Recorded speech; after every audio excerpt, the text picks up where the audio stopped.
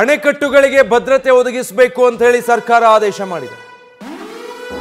ರಾಜ್ಯದ ಜಲಾಶಯಗಳಿಗೆ ಭದ್ರತೆಯನ್ನು ಒದಗಿಸಬೇಕು ಅಂತ ಹೇಳಿ ಸರ್ಕಾರ ಆದೇಶ ಮಾಡಿದೆ. ರಾಜ್ಯಗಳಲ್ಲಿರುವಂತಹ ಅಣೆಕಟ್ಟುಗಳಿಗೆ ಬಿಗಿ ಭದ್ರತೆ ಕೊಡಬೇಕು ಅಂತ ಪೊಲೀಸ್ ಇಲಾಖೆಗೆ ಸೂಚನೆ ಇದೆ. ಭದ್ರತೆ ಒದಗಿಸಬೇಕು ಅಂತ ಹೇಳಿ ಆದೇಶ ಕೊಡಲಾಗಿದೆ. ತಕ್ಷಣ ಹೆಚ್ಚಿನ ಸಂಖ್ಯೆಯಲ್ಲಿ ಭದ್ರತಾ ಸಿಬ್ಬಂದಿಯನ್ನ ನೇಮಕ ಮಾಡಿ ಭದ್ರತೆಯಲ್ಲಿ ಯಾವುದೇ ಚ್ಯುತಿ ಆಗಬಾರದು ಅಂತ ಹೇಳಿ ಸೂಚನೆ ಕೊಡಲಾಗಿದೆ. ಯೋಜನಾಧಿಕಾರಿ ಅಥವಾ ಅಣೆಕಟ್ಟು ಅಧಿಕಾರಿಗಳೇ ಹೊಣೆ ಆಗ್ತಾರೆ ಏನಾದರೂ ಹೆಚ್ಚು ಕಡಿಮೆ ಆದ. ಹೀಗಂತ ಕಟ್ಟುನಿಟ್ಟಿನ ಸೂಚನೆ ಕೊಟ್ಟಿರೋದು. ರಾಜ್ಯದ 17 ಅಣೆಕಟ್ಟುಗಳ ವ್ಯವಸ್ಥಾಪಕ ನಿರ್ದೇಶಕರಿಗೆ ಇದಕ್ಕೆ ಸಂಬಂಧಪಟ್ಟ ಹಾಗೆ ಈಗಾಗಲೇ ಸೂಚನೆ ಕೊಟ್ಟಿದ್ದಾರೆ. ಯಾವ ಹಂತದಲ್ಲಿ ಸಿದ್ಧತೆಗಳನ್ನು ಮಾಡಿಕೊಳ್ಬೇಕು, ಮುನ್ನೆಚ್ಚರಿಕೆ ವಹಿಸಬೇಕು ಅನ್ನೋದಕ್ಕೆ ಇದು ಮತ್ತೊಂದು ಉದಾಹರಣೆ. ಯಾವೆಲ್ಲ ಹಂತಗಳಲ್ಲಿ ಟಾರ್ಗೆಟ್ ಆಗಬಹುದು ಅನ್ನೋದನ್ನ ಮೊದಲೇ ಅಂದಾಜು ಮಾಡಿಕೊಂಡು ಅದಕ್ಕೆ ಮುನ್ನೆಚ್ಚರಿಕೆ ವಹಿಸುವಂಥ ಕ್ರಮ ಇದು. ಸೊ ರಾಜ್ಯ ಸರ್ಕಾರಗಳಿಗೆ ನಿರ್ದೇಶನ ಬಂದಿದೆ. ರಾಜ್ಯ ಸರ್ಕಾರಗಳು ಈಗ ಸಂಬಂಧಪಟ್ಟವರಿಗೆ ಸೂಚನೆ ಕೊಟ್ಟಿರೋದು.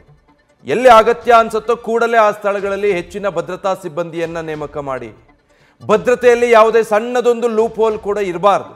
ಆ ರೀತಿಯಾಗಿ ಭದ್ರತೆ ಇರಬೇಕು. ಏನಾದರೂ ಹೆಚ್ಚು ಕಡಿಮೆ ಆಯಿತು ಅಂದರೆ ನೀವೇ ಜವಾಬ್ದಾರಿ ಅಂತ ಹೇಳಿ ಅಧಿಕಾರಿಗಳಿಗೆ ಖಡಕ್ ಸೂಚನೆಯನ್ನು ಕೊಟ್ಟಿರೋದು.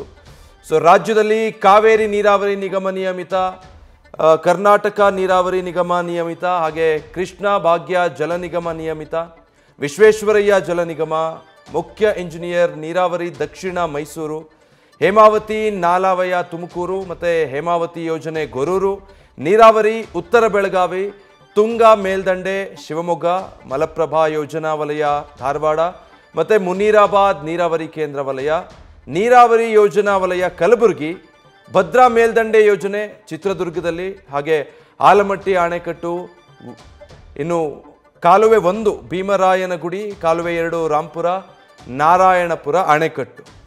ಇಷ್ಟು ಕಡೆಗಳಲ್ಲಿ ಸಂಬಂಧಪಟ್ಟ ಅಧಿಕಾರಿಗಳಿಗೆ, ಯೋಜನಾಧಿಕಾರಿಗಳಿಗೆ ರಾಜ್ಯ ಸರ್ಕಾರ ಸೂಚನೆ ಕೊಟ್ಟಿದೆ. ಜೊತೆಗೆ ಪೊಲೀಸ್ ಇಲಾಖೆಗೂ ಕೂಡ ಇದಕ್ಕೆ ಸಂಬಂಧಪಟ್ಟ ಹಾಗೆ ಅಲರ್ಟ್ ಆಗಿರುವಂತೆ ಅಗತ್ಯ ಇರುವಂಥ ಭದ್ರತೆಯನ್ನು ಸರಿಯಾಗಿದೆಯಾ ಅಂತ ಗಮನ ಹರಿಸ್ಕೊಳ್ಳೋ ಜವಾಬ್ದಾರಿಯನ್ನು ಕೊಟ್ಟಿದ್ದಾರೆ. ರಾಜ್ಯದಲ್ಲಿರುವಂತಹ 17 ಡ್ಯಾಮ್ಗಳನ್ನು ಸುರಕ್ಷಿತವಾಗಿ ನೋಡಿಕೊಳ್ಬೇಕು ಅನ್ನುವಂಥ ಸೂಚನೆ ಕೇಂದ್ರದಿಂದ ರಾಜ್ಯಕ್ಕೆ, ರಾಜ್ಯದಿಂದ ಸಂಬಂಧಪಟ್ಟಂಥ ಇಲಾಖಾವಾರು ಅಧಿಕಾರಿಗಳಿಗೆ ರವಾನೆ ಆಗಿರೋದ್ರಿಂದ ಈಗ ಎಲ್ಲ ಅಣೆಕಟ್ಟುಗಳ ಮೇಲೆ ಹೆಚ್ಚಿನ ಗಮನ ಹರಿಸೋದಕ್ಕೆ ಅಲ್ಲಿನ ಸಿಬ್ಬಂದಿ ಮತ್ತು ಭದ್ರತೆ ಏನು ನಿಯೋಜನೆ ಆಗಿದೆ, ಅಗತ್ಯ ಬಿದ್ದರೆ ಅದನ್ನು ಇನ್ನಷ್ಟು ಹೆಚ್ಚು ಮಾಡಿಕೊಳ್ಳೋದಕ್ಕೆ ಕ್ರಮ ಕೈಗೊಳ್ಳಲಾಗಿದೆ.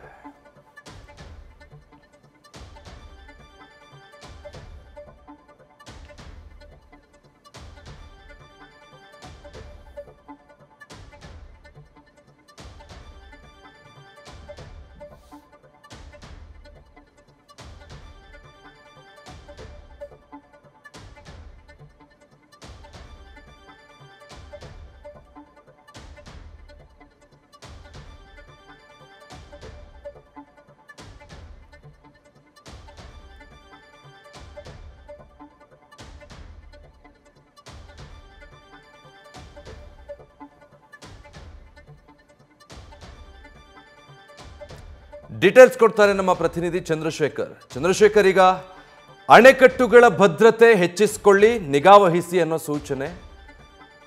ದಾಳಿಗೆ ಒಳಗಾಗಬಹುದು ಅಥವಾ ಸಂಭಾವ್ಯ ಸಾಧ್ಯತೆಗಳ ಕುರಿತು ಮುನ್ನೆಚ್ಚರಿಕೆನಾ ಇದು? ಖಂಡಿತವಾಗಿ ವಿಜಯ್, ಏನು ಈಗಾಗಲೇ ದೇಶಾದ್ಯಂತ ಒಂದು ಕಟ್ಟೆಚ್ಚರವನ್ನ ವಹಿಸಲಾಗಿದೆ. ಅದೇ ನಿಟ್ಟಿನಲ್ಲಿ ಈಗ ಸದ್ಯಕ್ಕೆ ಅಣೆಕಟ್ಟುಗಳ ವಿಚಾರವಾಗಿಯೂ ಕೂಡ ಸಾಕಷ್ಟು ಭದ್ರತೆಯನ್ನ ವಹಿಸ್ಕೋಬೇಕು ಅನ್ನುವಂತಹದ್ದು ಏನು ಸರ್ಕಾರದ ಒಂದು ಆದೇಶ ಆಗಿರುವಂತಹದ್ದು. ಕೇಂದ್ರ ಗುಪ್ತಚರ ಇಲಾಖೆಯಿಂದ ಸರ್ಕಾರದ ಗೃಹ ಇಲಾಖೆ ಮತ್ತು ಜೊತೆಗೆ ಸರ್ಕಾರದ ಕೆಲ ಇಲಾಖೆಗಳಿಗೂ ಕೂಡ ಮಾಹಿತಿಯನ್ನ ನೀಡಿರುವಂತಹದ್ದು. ಎಲ್ಲೆಲ್ಲಿ ಸೂಕ್ತ ಭದ್ರತೆಗಳನ್ನ ಒದಗಿಸ್ಕೋಬೇಕು ಅನ್ನುವಂತಹ ನಿಟ್ಟಿನಲ್ಲಿ ಸಾಕಷ್ಟು ಒಂದು ಸೂಚನೆಗಳನ್ನ ನೀಡಲಾಗಿದೆ. ಈ ಹಿನ್ನೆಲೆಯಲ್ಲಿ ಎಲ್ಲ ಒಂದ್ ಕಡೆ ಈಗಾಗಲೇ ಅಣೆಕಟ್ಟು ಆಗಿರ್ಬೋದು ಅಥವಾ ಕರಾವಳಿ ಪ್ರದೇಶಗಳಾಗಿರ್ಬೋದು, ಈ ರೀತಿಯಾಗಿ ಇರುವಂತಹ ಪ್ರದೇಶಗಳಲ್ಲಿ ಮತ್ತೆ ಸೂಕ್ಷ್ಮ ಪ್ರದೇಶಗಳಲ್ಲಿ ಸಾಕಷ್ಟು ಕಟ್ಟೆಚ್ಚರವನ್ನ ವಹಿಸಬೇಕು ಅನ್ನುವಂತಹ ಮಾಹಿತಿಯನ್ನ ಕೇಂದ್ರ ಗೃಹ ಇಲಾಖೆ ನೀಡಿತ್ತು. ಈ ಹಿನ್ನೆಲೆಯಲ್ಲಿ ರಾಜ್ಯ ಸರ್ಕಾರ ಈಗಾಗಲೇ ಏನು ಅಣೆಕಟ್ಟುಗಳಿದಾವೆ ಸಾಕಷ್ಟು ರಾಜ್ಯದಲ್ಲಿ, ಆ ರಾಜ್ಯದಲ್ಲಿರುವಂತಹ ಪ್ರತಿಯೊಂದು ಅಣೆಕಟ್ಟು ಕೂಡ ಸಾಕಷ್ಟು ಜನ ಸಾರ್ವಜನಿಕರು ಇರ್ತಾರೆ, ಜೊತೆಗೆ ಕೆಲವೊಂದು ಸೂಕ್ಷ್ಮ ಪ್ರದೇಶಗಳು ಕೂಡ ಅಲ್ಲಿರ್ತವೆ. ಹೀಗಾಗಿ ಎಲ್ಲೊಂದ್ ಕಡೆ ಪ್ರಚೋದನಕಾರಿಯಾಗಿ ನಮ್ಮಲ್ಲೇ ಇರುವಂತಹ ಕೆಲ ಕಿಡಿಗೇಡಿಗಳು ಅಲ್ಲಿ ಹೋಗಿ ಏನಾದ್ರೂ ಕೃತ್ಯ ಮಾಡ್ಬೋದು ಅನ್ನುವಂತಹ ಹಿನ್ನೆಲೆಯಲ್ಲಿ ಈಗಾಗಲೇ ಸಾಕಷ್ಟು ಭದ್ರತೆಯನ್ನ ಒದಗಿಸಿರುವಂತಹದ್ದು. ಏನು